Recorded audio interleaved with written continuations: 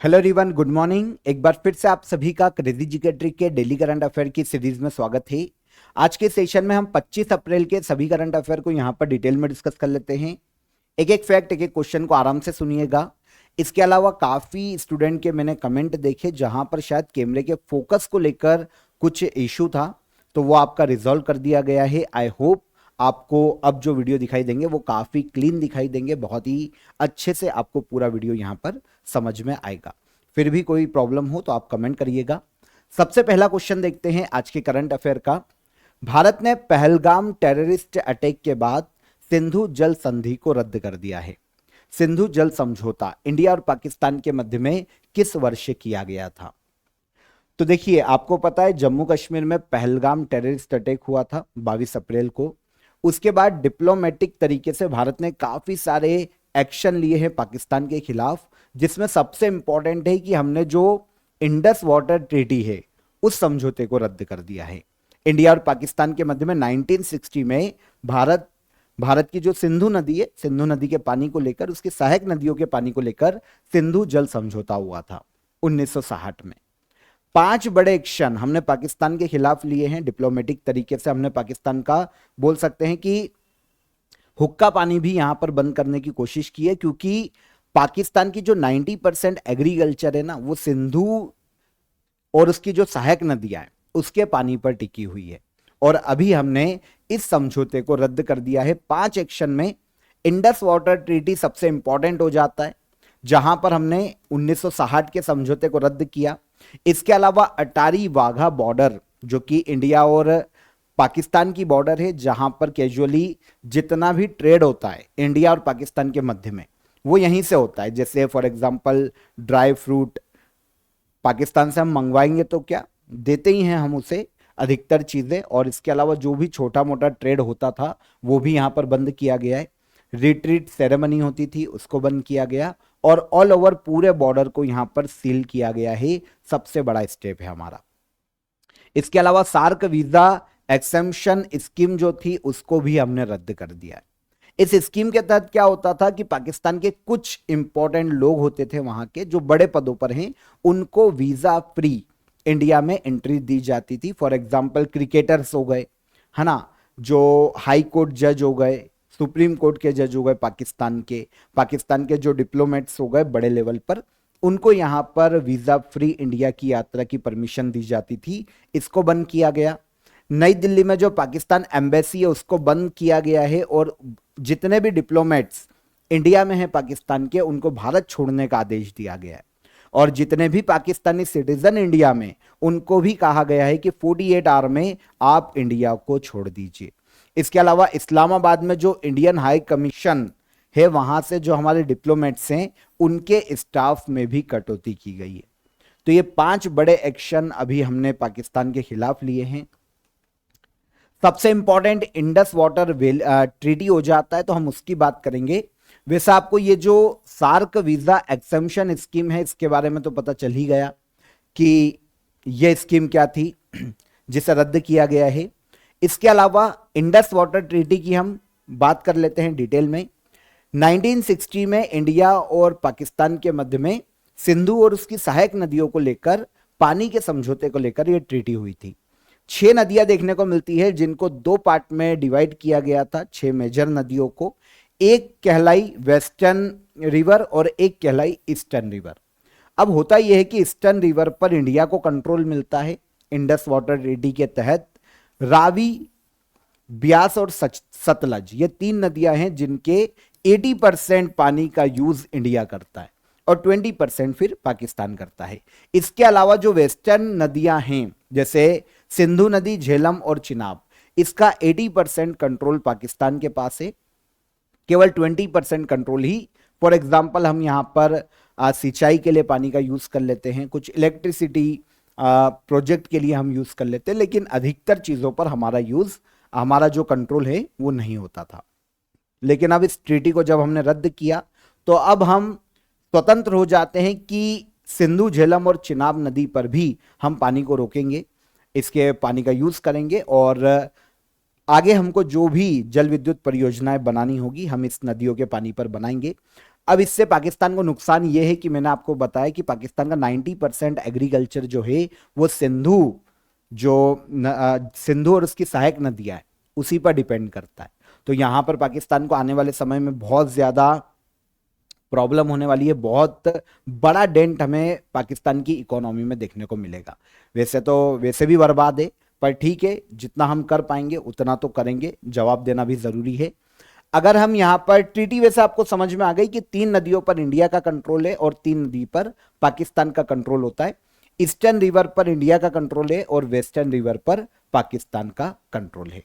Limited use की permission दोनों देशों को होती है, लेकिन ऑल ओवर 80% कंट्रोल दोनों देशों को देखने को मिल जाता है।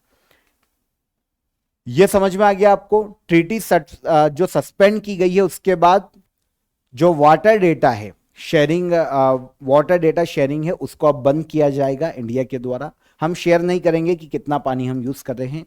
इंडिया अपने इंफ्रास्ट्रक्चर प्रोजेक्ट को शुरू कर पाएगा किशन गंगा और उसकी सहायक नदियों पर, झेलम नदी, सिंधु नदी, इन पर, और वेस्टर्न रिवर पर भी पानी के स्टोरेज के लिए अब हम काम कर पाएंगे।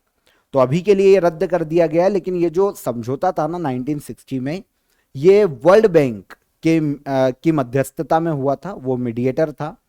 तो हो सकता है क्योंकि इंटरनेशनल ट्रीटी है तो फिर से वर्ल्ड बैंक यहां पर इंटरफेयर करेगा। इन फ्यूचर जो भी अपडेट्स होगी वो मैं आपको दे दूंगा, लेकिन अभी के लिए समझौते को रद्द किया गया है। आगे बढ़ने से पहले ऑफर ऑफ द डे आपको यहां पर बता देता हूं। इंडियन हिस्ट्री को आप यहां पर ज्वाइन कर सकते हैं। बायलिंगुअल क्लासेस आपके लिए अवेलेबल है, जहां पर देखिए आपको प्राचीन कालीन भारत, मध्यकालीन भारत और मॉडर्न हिस्ट्री मतलब आधुनिक भारत, ये सभी क्लासेस आपको मिल जाएगी। साथ ही साथ पीडीएफ नोट्स मिल जाएंगे। हर टॉपिक का आपको टेस्ट भी आपके कोर्स के अंदर ही अवेलेबल है। तो ये बायलिंगुअल आपको कोर्स देखने को मिलेगा, हिंदी इंग्लिश दोनों ही लैंग्वेज के स्टूडेंट इसे ज्वाइन कर सकते हैं काफी नॉमिनल चार्जेस में। डिस्क्रिप्शन में मैंने आपको इसकी लिंक दे दी है, वहां पर जाकर आप इसे अवेल कर लीजिए। इसके अलावा एप्लीकेशन को चेकआउट कीजिएगा, क्योंकि काफी सारी इंपॉर्टेंट आपके लिए एग्जाम ओरिएंटेड कोर्सेस आपको एप्लीकेशन पर देखने को मिल जाते हैं। आगे बढ़ेंगे, तब तक हम अगले क्वेश्चन पर चलेंगे। अगला इंपॉर्टेंट क्वेश्चन क्या कहता है, भारत की सहायता से बनाया जा रहा अरुण 3 जल विद्युत परियोजना किस देश में स्थित है? तो इंडिया के सहयोग से अरुण 3 एक हाइड्रो इलेक्ट्रिक प्रोजेक्ट बनाया जा रहा है नेपाल में। आंसर सी हो जाएगा। अभी नेपाल में भारत के जो union minister of power and housing and urban affair, जानते कौन है? श्री मनोहर लाल। ये नेपाल की यात्रा पर थे और यहां पर इन्होंने अरुण 3 हाइड्रो इलेक्ट्रिक प्रोजेक्ट का भी दौरा किया है। वहां पर दौरा करने के बाद उन्होंने समझा कि कितने समय में इसे बनाया जाएगा और कब तक यहां से इलेक्ट्रिसिटी का उत्पादन शुरू हो जाएगा। तो जो अरुण 3 हाइड्रो इलेक्ट्रिक प्रोजेक्ट है वो भारत के सहयोग से नेपाल की अरुण रिवर पर बनाया जा रहा है। भारत की सतलज जल विद्युत निगम और इसके अलावा नेपाल गवर्नमेंट का ये एक जॉइंट प्रोजेक्ट है। जब ये जल विद्युत परियोजना बन जाएगी अरुण रिवर पर, तो ये 900 मेगावाट इसकी कैपेसिटी होगी, जल विद्युत उत्पादन क्षमता होगी। अब यहां पर इंटरेस्टिंग ये है कि 30 साल तक इसे ऑपरेट करेगा सतलज जल विद्युत निगम, और इसमें से जो भी इलेक्ट्रिसिटी जनरेट होगी उसकी ऑनरशिप नेपाल को ट्रांसफर की जाएगी 30 साल के बाद। लेकिन 30 साल तक नेपाल को केवल 21.9% इलेक्ट्रिसिटी दी जाएगी, क्योंकि भाई इंडिया ने इन्वेस्ट किया है, इंडिया ने पैसा लगाया है ना। नेपाल में हम इंफ्रास्ट्रक्चर को डेवलप कर रहे हैं हमारे पैसे से, तो 30 साल तक जो लाभ है वो इंडियन गवर्नमेंट को मिलेगा, या फिर यूं कहे कि सतलज जल विद्युत निगम को दिया जाएगा। तो 30 साल तक हम यूज करेंगे, केवल ऑलमोस्ट 22% तक इलेक्ट्रिसिटी हर साल नेपाल को देना पड़ेगी, और उसके बाद 30 साल के बाद हम हैंडओवर कर देंगे इस परियोजना को, जल विद्युत परियोजना को, किसको? नेपाल को। नेपाल की कैपिटल है काठमांडू। यहां पर नेपाली रुपीज ऑफिशियल करेंसी है। रामचंद्र पौडेल यहां पर प्रेसिडेंट के पद पर हैं और पीएम के पद पर देखने को मिलते हैं केपी शर्मा ओली। ओके, तो जो वर्ल्ड की सबसे ऊंची चोटी है, कौन? माउंट एवरेस्ट, नेपाल में स्थित है। नेपाल में माउंट एवरेस्ट को सागर माथा के नाम से जाना जाता है। आगे बढ़ेंगे। भारत का पहला क्वांटम कंप्यूटिंग विलेज किस राज्य में स्थापित किया जा रहा है? अच्छा देखिए, क्वांटम टेक्नोलॉजी को बढ़ावा देना, क्वांटम टेक्नोलॉजी पर रिसर्च करना, यह उद्देश्य क्वांटम कंप्यूटिंग विलेज को बनाए जाने का, और इसे बनाया जा रहा है भारत के आंध्र प्रदेश राज्य में। आंसर हो जाएगा यहां पर आंसर डी। इंडिया का पहला क्वांटम कंप्यूटिंग विलेज कहां बनाया जा रहा है? आंध्र प्रदेश की कैपिटल अमरावती में इसे बनाया जा रहा है। Indian government, Andhra Pradesh government और काफी सारे अलग अलग ऑर्गेनाइजेशन यहां पर सहयोग कर रहे हैं। इंडिया और आंध्र प्रदेश को टेक्नोलॉजी का हब बनाना, क्वांटम कंप्यूटिंग का हब बनाना और इसके अलावा क्वांटम रिसर्च और डेवलपमेंट को बढ़ावा देना, इस पहले क्वांटम कंप्यूटिंग विलेज को बनाए जाने का मुख्य उद्देश्य है। वैसे अलग अलग फेज में इसे डेवलप किया जाएगा। पहला फेज इसका 2027-28 तक पूरा हो जाएगा। मतलब क्या होता है, पूरी एक विलेज क्रिएट की जाएगी, उसमें अलग अलग फेज में अलग अलग जगह पर डेवलपमेंट की जाएगी। इस विलेज में 50 एकड़ में एक अत्याधुनिक टेक्नोलॉजी का हब बनाया जाएगा। टेक्नोलॉजी के लिए पूरा एक क्षेत्र डेवलप किया जाएगा। Quantum computing, artificial intelligence, cyber security, defence sector, इन सभी सेक्टर में रिसर्च और डेवलपमेंट को बढ़ावा दिया जाएगा। ठीक है, तो ये कैजुअल से फैक्ट थे जो कि आपको याद रखना चाहिए, लेकिन हमारा जो क्वेश्चन है ना वो क्वांटम कंप्यूटिंग विलेज से है। इंडिया का पहला है कहां पर? तो ये बनाया जा रहा है आंध्र प्रदेश के अमरावती में, जो कि आंध्र प्रदेश की कैपिटल है। अच्छा, आंध्र प्रदेश के गवर्नर कौन? तो ये है सैयद अब्दुल नजीर, और यहाँ के सीएम के पद पर हैं चंद्रबाबू नायडू, काफी सुर्खियों में रहते हैं। आंध्र प्रदेश बाइकैमरल असेंबली देखने को मिलती है, विधानमंडल देखने को मिलता है, जिसमें वहां पर विधानसभा में 175 सीट है और विधान परिषद में 58 सीट देखने को मिलती है आंध्र प्रदेश में। आंध्र प्रदेश में लोकसभा की सीटें हैं 25 और राज्यसभा की सीटें हैं 11। आगे, वर्ल्ड मलेरिया डे हर साल कब मनाया जाता है? वर्ल्ड मलेरिया डे, मलेरिया की बात करें, मच्छर के काटने से होने वाली डिसीज है। पूरे वर्ल्ड में जो बैकवर्ड कंट्रीज हैं, जो पिछड़े देश है, वहां पर सबसे ज्यादा मलेरिया का आतंक देखने को मिलता है। अगर हम कंपेयर करें वर्ल्ड के सभी महाद्वीपों में, तो अफ्रीका महाद्वीप में मलेरिया के ऑलमोस्ट 95% तक मामले देखने को मिलते हैं।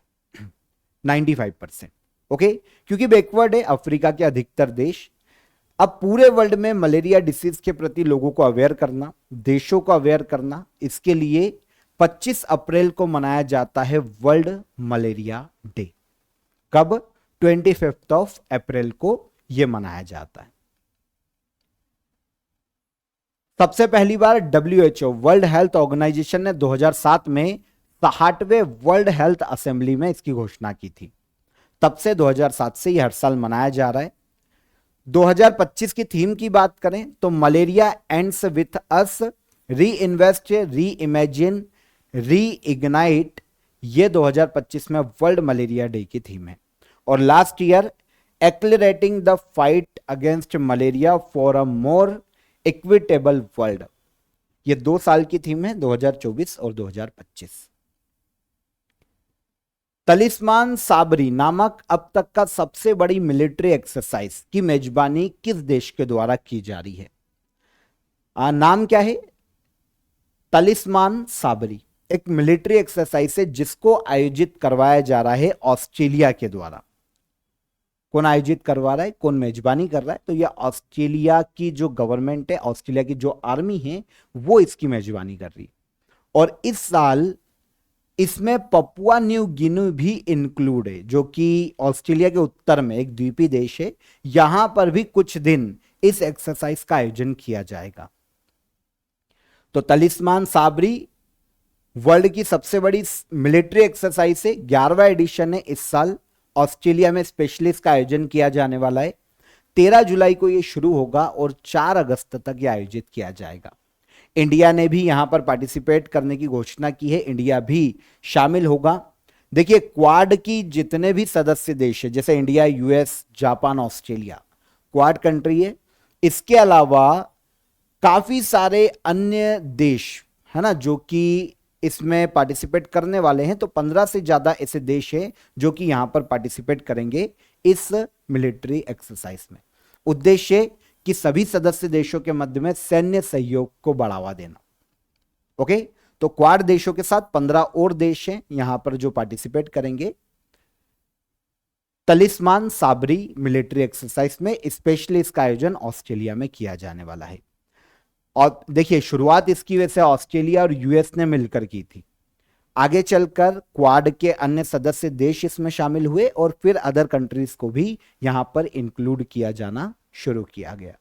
सबसे पहला एडिशन इसका 2005 में आयोजित किया गया था। 2023 में इसका 10th एडिशन आयोजित किया गया ऑस्ट्रेलिया में, और अब 11th एडिशन का आयोजन किया जा रहा है 2025 में ऑस्ट्रेलिया, और कुछ एक्सरसाइज पपुआ न्यू गिनी में आयोजित की जाएगी। क्वाड के बारे में हमने काफी बार पढ़ा है अलग अलग सेशन में। आपको पता है वर्ल्ड की 4 बड़ी इकोनॉमी वाले देशों का एक संगठन है क्वाड, जिसका मुख्य उद्देश्य जो एशिया प्रशांत क्षेत्र है वहां पर शांति स्थापित करना और चीन की बढ़ती हुई ताकत को रोकना। यह क्वाड का मुख्य उद्देश्य है। इसमें ऑस्ट्रेलिया, इंडिया, जापान और यूएसए शामिल है। क्वाड की स्थापना की गई थी 2007 में। तो ये तो तलिस्मान साबरी मिलिट्री एक्सरसाइज की बात हो गई जिसमें इंडिया भी पार्टिसिपेट करेगा। लेकिन इंडिया और अदर कंट्रीज की अगर हम एक्सरसाइज को देखें, चाहे आर्मी एक्सरसाइज हो, नेवल एक्सरसाइज हो, तो इंडिया और जापान के मध्य में आर्मी एक्सरसाइज धर्म गार्जियन के नाम से आयोजित की जाती है, और दोनों देशों के मध्य में नेवल एक्सरसाइज जीमैक्स के नाम से आयोजित की जाती है। फिर इंडिया और कजाकिस्तान के मध्य में प्रबल डस्टलिक का आयोजन किया जाता है आर्मी एक्सरसाइज से। इंडिया और किर्गिस्तान के मध्य में खंजर, एक्स खंजर के नाम से। इंडिया और मालदीव की आर्मी के मध्य में एक्वेरिन, यह पूछे जाने की संभावना सबसे ज्यादा है। इंडिया और मंगोलिया की आर्मी के मध्य में नोमैडिक एलिफेंट। इंडिया और म्यांमार की आर्मी के मध्य में इम्बेक्स, और नेवी के मध्य में इमकॉर एक्सरसाइज का आयोजन किया जाता है। इंडिया और नेपाल की आर्मी के मध्य में सूर्य किरण। इंडिया और ओमान की आर्मी के मध्य में अल नजह का आयोजन किया जाता है। तो ये इंडिया और जो नेबर कंट्रीज है स्पेशली उनके मध्य में जो मिलिट्री एक्सरसाइज है या अदर एक्सरसाइज है उनको याद रखिएगा। आईएमएफ की हालिया वर्ल्ड इकोनॉमिक आउटलुक रिपोर्ट के अनुसार दुनिया की सबसे तेजी से बढ़ती अर्थव्यवस्था 2025-26 में कौन सी होगी? तो इंटरनेशनल मॉनिटरिंग फंड इसने हाल ही में एक रिपोर्ट निकाली है, वर्ल्ड इकोनॉमिक आउटलुक रिपोर्ट। तो पहला फैक्ट आपको यहां पर यह भी मिल जाता है कि वर्ल्ड इकोनॉमिक आउटलुक रिपोर्ट को कौन जारी करता है। तो इसको जारी करता है इंटरनेशनल मॉनिटरिंग फंड। 2025 में अभी ये रिपोर्ट आई और इसमें बताया गया कि वर्ल्ड की सबसे तेज बढ़ती हुई इकोनॉमी में 2025-26 में इंडिया रहेगा पहले स्थान पर। Answer D. किसकी रिपोर्ट है? International monitoring fund, world economic outlook report. ठीक है, इस रिपोर्ट में बताया गया है कि 2025 में इंडिया की जो जीडीपी ग्रोथ है ना इस फाइनेंशियल ईयर में वो 6.2% की ग्रोथ से बढ़ेगी, और 2026 में ये 6.3% की दर से बढ़ने वाली है। तो सबसे फास्टेस्ट ग्रोइंग इकोनॉमी वाला देश है 2026 में ये कौन रहेगा? 2025-26 में ये रहेगा इंडिया। रिपोर्ट में एक तो वर्ल्ड इकोनॉमी के बारे में भी बताया गया कि भाई 2025 में वर्ल्ड इकोनॉमी 2.8% से ग्रो करेगी और 2026 में ये ऑलमोस्ट 3% से ग्रो करेगी। चाइना के बारे में बताया है कि ये 2025 में ऑलमोस्ट 4.5% तक ग्रो करने वाली है और 2026 में ये 4% तक ग्रो करेगी। ठीक है, चाइना की इकोनॉमी के बारे में बताया। यूएसए काफी कम ग्रो करेगा क्योंकि वो लगभग विकसित है, तो यूएसए की इतनी इंपॉर्टेंट नहीं है, तो इंडिया की याद कर लो, काम हो जाएगा। वर्ल्ड इकोनॉमिक आउटलुक रिपोर्ट दुनिया भर के देशों की इकोनॉमिक ग्रोथ का ये एनालिसिस करता है। इंटरनेशनल मॉनिटरिंग फंड हर साल इस रिपोर्ट को साल में 2 बार जारी करता है। अभी अप्रैल की रिपोर्ट आई है, फिर अक्टूबर की रिपोर्ट आएगी अक्टूबर मंथ में। पहली बार इसे निकाला गया था आईएमएफ के द्वारा 1967 में। International monitoring fund United nation की एक फाइनेंशियल एजेंसी है। वॉशिंगटन डीसी में हेडक्वार्टर देखने को मिलता है। 191 सदस्य देश है आईएमएफ के। वर्ल्ड बैंक के साथ आईएमएफ की भी स्थापना ब्रेटन वुड्स सम्मेलन में की गई थी 1944 में। हालांकि काम करना इसने 1945 में शुरू किया, तो कभी कभी स्थापना सन 1945 भी देखने को मिलता है। इसके मैनेजिंग डायरेक्टर एमडी के पद पर क्रिस्टलिना जॉर्जीवा है वर्तमान में। यही संस्था आईएमएफ ही निकालती है रिपोर्ट वर्ल्ड इकोनॉमिक आउटलुक। आगे आइए, international conference shaping the energy future challenge and opportunities 2025 का आयोजन कहां किया जा रहा है? तो एक इंटरनेशनल कॉन्फ्रेंस है जिसका नाम है shaping the energy future challenges and opportunities 2025। इसका आयोजन किया जा रहा है देहरादून उत्तराखंड में, अनसर्टी। अच्छा, उद्देश्य क्या है? देखिए, ये 23 तारीख को शुरू हुई थी, आज इसका लास्ट डे कॉन्फ्रेंस का, याद रखना। आयोजन CSIR की एक लेबोरेटरी है, एक संस्था है, Indian institute of petroleum Dehradun के द्वारा करवाया जा रहा है और यह इस कॉन्फ्रेंस का 7th एडिशन है इस साल। उद्देश्य क्या है? एनर्जी और केमिकल सेक्टर में इनोवेशन को बढ़ावा देना, ओके, इनोवेटिव आइडियाज पर डिस्कशन करना, यह इस इंटरनेशनल कॉन्फ्रेंस को आयोजित किए जाने का मुख्य उद्देश्य। 7वां एडिशन है इस साल। कॉन्फ्रेंस में 300 से ज्यादा नेशनल और इंटरनेशनल ऑर्गेनाइजेशन के डेलीगेट्स यहां पर पार्टिसिपेट कर रहे हैं। आज लास्ट डे है, आज ये खत्म हो जाएगा।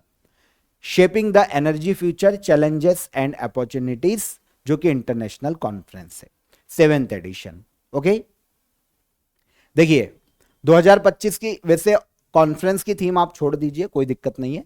पहला एडिशन आयोजित किया गया था इसका 2017 में। अच्छा, आयोजन कौन करवाता है? तो CSIR की एक बॉडी है, इंडियन इंस्टीट्यूट ऑफ पेट्रोलियम, ठीक है। भारत में council of scientific and industrial research, जिसे CSIR कहा जाता है, इसकी 37 लेबोरेटरीज में से एक, जो कि देहरादून में। हाइड्रोकार्बन सेक्टर में रिसर्च और डेवलपमेंट के लिए काम करना इसका मुख्य उद्देश्य है। 1960 में इसकी स्थापना की गई थी और हेडक्वार्टर उत्तराखंड के देहरादून में स्थित है। अब यहां पर ये लेबोरेटरी जो CSIR की है, तो इसके बारे में भी बात कर लें। भारत की एक प्रमुख रिसर्च और डेवलपमेंट ऑर्गेनाइजेशन है, जिसे कहा जाता है council of scientific and industrial research, है ना। Ministry of science and technology के अंतर्गत ये कार्य करती है। स्थापना की गई थी 1942, हेडक्वार्टर नई दिल्ली, और इसके अंडर में 37 लेबोरेटरीज और इंस्टीट्यूशन देखने को मिलते हैं। आगे बढ़िए, भारत का सबसे बड़ा क्रूज टर्मिनल कहां लॉन्च किया गया? इंडिया का सबसे बड़ा क्रूज टर्मिनल लॉन्च किया गया है मुंबई में। देखिए, क्रूज टर्मिनल की अगर हम बात करते हैं तो क्रूज शिप और जो लोग होते हैं, है ना, जो टूरिस्ट होते हैं या फिर बोलें कि जो ट्रेवलर होते हैं, उनके लिए किसी भी पोर्ट पर एक अलग से जगह बनाई जाती है। इसे कहा जाता है क्रूज टर्मिनल, जो कि क्रूज शिप के रुकने के लिए बनाए गए। तो ये इंडिया का सबसे बड़ा क्रूज टर्मिनल बनाया गया है मुंबई में। कहां पर? मुंबई में, ठीक है। मुंबई में बल्लाड पियर एक्सटेंशन, जो कि इंदिरा डॉक मुंबई पोर्ट पर स्थित है महाराष्ट्र में, यहां पर इंडिया का सबसे बड़ा क्रूज टर्मिनल बनाया गया है। हाल ही में यूनियन पोर्ट, शिपिंग और वाटरवे मिनिस्टर सर्बानंद सोनोवाल ने इस टर्मिनल की शुरुआत की है, इनॉग्रेशन किया है। टर्मिनल का एरिया 4,15,000 स्क्वायर फीट का है और यह हर दिन 10,000 पैसेंजर को हैंडल कर सकता है। तो क्रूज शिप और जो पैसेंजर हैं उनके लिए एक अलग से एरिया डेवलप किया जाना क्रूज टर्मिनल कहलाता है, और यह बनाया जा रहा है इंडिया में ताकि ग्लोबल क्रूज टूरिज्म को इंडिया में बढ़ावा दिया जा सके। इसके लिए आपको पता है इंडियन गवर्नमेंट ने लास्ट ईयर सितंबर 2024 में क्रूज इंडिया मिशन को लॉन्च किया था, ताकि ग्लोबल क्रूज टूरिज्म का केंद्र बनाया जा सके इंडिया को। और इसी के लिए भारत का सबसे बड़ा क्रूज टर्मिनल कहां पर? मुंबई में। वैसे इंडिया के जो अदर पोर्ट हैं, मुंबई पोर्ट तो आपको पता चल गया, इस पर नजर डाल लें, पहले हम पढ़ चुके हैं। वैसे जवाहरलाल नेहरू पोर्ट कहाँ है? Maharashtra, Navi Mumbai. Kandla port Gujarat, Visakhapatnam Andhra Pradesh, Kolkata port West Bengal Kolkata, Haldia port West Bengal के हल्दिया में, पारादीप देखने को मिलता है ओडिशा में, कोचिन पोर्ट देखने को मिलता है केरला, तुतीकोरिन पोर्ट देखने को मिलता है तमिलनाडु के तुतीकोरिन में, न्यू मैंगलोर पोर्ट कर्नाटक के मैंगलुरु में, एन्नोर पोर्ट देखने को मिलता है तमिलनाडु के चेन्नई में, और श्री विजयपुरम पोर्ट देखने को मिलेगा अंडमान निकोबार द्वीप समूह पर। तो ये पॉज करके पढ़ लो, मैंने आपको शॉर्ट में जल्दी से बताया क्योंकि पहले हम इसको पढ़ चुके हैं। आगे आइए, किथ स्टैकपोल जिनका हाल ही में 84 वर्ष की आयु में निधन हो गया, किस देश के क्रिकेटर थे? नाम क्या है? किथ स्टैकपोल। ये क्रिकेटर थे ऑस्ट्रेलिया के, जिनका हाल ही में 84 वर्ष की आयु में निधन हो गया। ऑस्ट्रेलिया के राइट हैंडेड बैट्समैन थे। ऑस्ट्रेलिया के 43 टेस्ट खेले हैं ऑस्ट्रेलिया के लिए, और 6 वनडे इंटरनेशनल मैच इन्होंने खेले हैं। हालांकि इतनी कोई बड़ी उपलब्धि नहीं रही, लेकिन फिर भी क्वेश्चन आ सकता है तो हम याद रखेंगे ये ऑस्ट्रेलियन प्लेयर थे, किथ स्टैकपोल। आंसर हो गया आंसर डी। इसके अलावा जो अदर निधन हुए हैं उन पर नजर डालिए। दारीपल्ली रमैया, एक इन्वायरमेंटल एक्टिविस्ट जिनका निधन हुआ था। मनोज कुमार, मशहूर अभिनेता, इनका निधन हुआ कुछ समय पहले। Justice V Ramaswamy, supreme court के पहले जज जिन पर इंपीचमेंट लाया गया था, इनका निधन हुआ है। गरिमेला बालकृष्ण प्रसाद, क्लासिकल सिंगर, जिनका निधन हुआ। Anil Joshi, famous Gujarati poet. Ramakant Rath, Odia poet. Ram Sahay Pandey, folk dancer. और कुमुदनी लाखिया, एक कथक डांसर, जिनका हाल ही में निधन हुआ। तो ये अदर हैं जिनको आपको याद रखना है। आगे आएंगे, हाल ही में भूकंप से प्रभावित इस्तांबुल किस देश का प्रमुख शहर है? तो इस्तांबुल में अभी ऑलमोस्ट 6 तीव्रता का एक भूकंप आया है, जिसके कारण इस्तांबुल शहर सुर्खियों में रहा। यह तुर्की का एक बहुत ही बड़ा शहर है।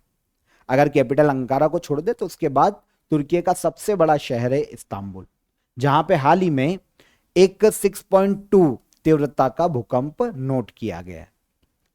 तो बस इतनी सी न्यूज थी। तो इस्तांबुल याद रखिएगा, कभी तुर्कियों में तो रहता ही है, तो कभी पूछा जा सकता है कि किस देश का शहर है, तो ये तुर्की का शहर है। देखिए, तुर्की की बात करें तो मिडिल ईस्ट का एक देश है। तुर्की के नॉर्थ में ब्लैक सी और साउथ में मेडिटेरियन सी देखने को मिलता है। इसकी कैपिटल अंकारा है। तुर्किश लीरा यहां की ऑफिशियल करेंसी है, और रिसेप तैयप एर्दोगन यहां के प्रेसिडेंट के पद पर हैं वर्तमान में। आपको जैसे भूकंप के बारे में तो कैजुअल पता रहता है सबको कि रिएक्टर स्केल पर भूकंप की तीव्रता को मापा जाता है। 0 से लेकर 10 तक रिएक्टर स्केल होता है। यहां पर एक चीज बहुत इंटरेस्टिंग है कि हर अगली स्केल पर आया हुआ भूकंप, मतलब 0 से 10 है ना, तो हर अगले पॉइंट का जो भूकंप है ना, पिछले पॉइंट से 10 गुना ज्यादा तीव्रता का होता है। रिएक्टर स्केल को 0 से 10 में मापा जाता है। सबसे ज्यादा विनाशकारी भूकंप 7 के ऊपर देखने को मिल जाते हैं। सिस्मोग्राफ में जो वोल्केनिक इरप्शन है, इसको मापा जाता है। भूकंपी या भूगर्भीय घटनाओं से उत्पन्न तरंगों को मापने के लिए सिस्मोग्राफ का यूज किया जाता है। यह भी एक उपकरण है। 2 तरह के बिंदु होते हैं जब हम अर्थक्वेक की बात करते हैं। एक तो जहां पर अर्थक्वेक की शुरुआत हुई है, फोकस पॉइंट होता है, इसे कहा जाता है अभिकेंद्र, पृथ्वी के अंदर होता है। और एक होता है एपिसेंटर, जिसे कहा जाता है उपकेंद्र, ऊपरी केंद्र या उपकेंद्र। अभिकेंद्र मतलब मान लो कि यहां पर भूकंप शुरू हुआ, तो यह हो गया क्या, फोकस पॉइंट। और इसके ऊपर जस्ट पृथ्वी के ऊपर जहां पर सबसे ज्यादा विनाश देखने को मिलेगा वो हो जाएगा एपिसेंटर। ठीक है, तो ये 2 टर्म पूछे जाते हैं अर्थक्वेक से, तो इसको याद रखना। यहां पर हमने 25 अप्रैल के सभी करंट अफेयर को डिटेल में डिस्कस कर लिया। एक एक फैक्ट, एक एक क्वेश्चन को यहां पर हमने समझा है डिटेल में। अब हम चलेंगे लास्ट डे के करंट अफेयर के रिवीजन पर। देख लें, चलिए।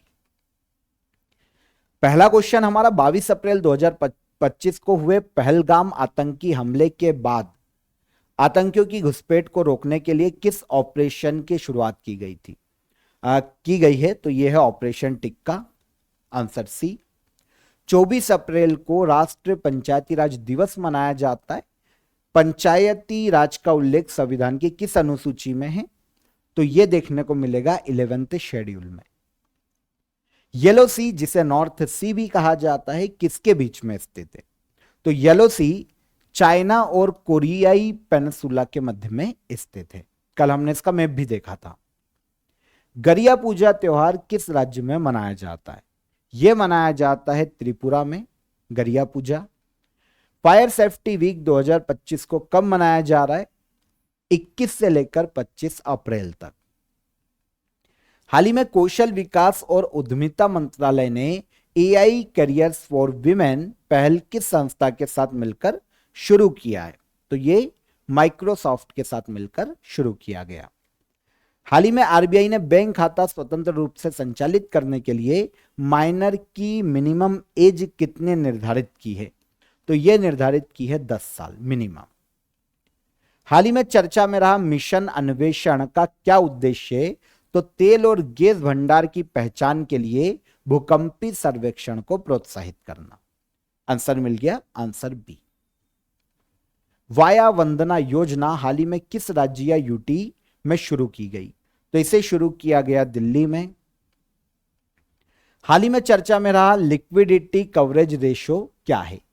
लिक्विडिटी कवरेज रेशो है बैंक की तरलता संकट से निपटने की क्षमता को मापने वाला टूल।